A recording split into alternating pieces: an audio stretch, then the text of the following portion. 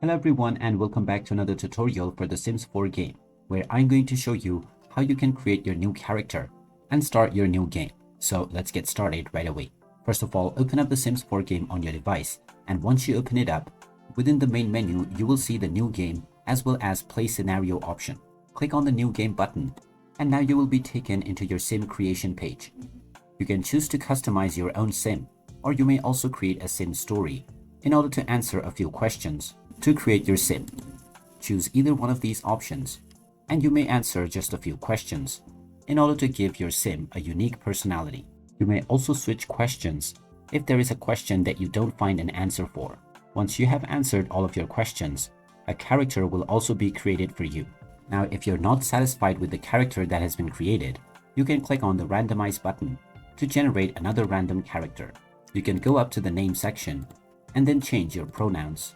And if you wish to change the gender, just click on the identity option at the top left corner and then choose from male, female, or various other details.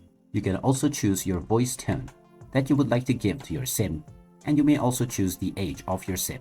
If you would like to change clothes, facial features, or various other options, then you can simply click on the specific part of the body and you may change the various parameters based on your desire.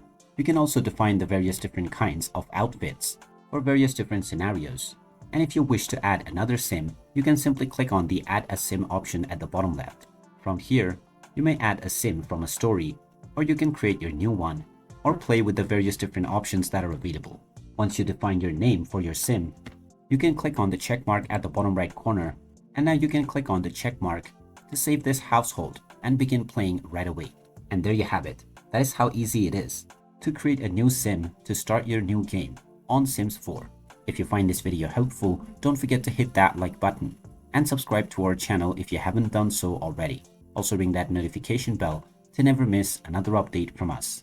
Thanks for watching, and I'll see you again in the next one.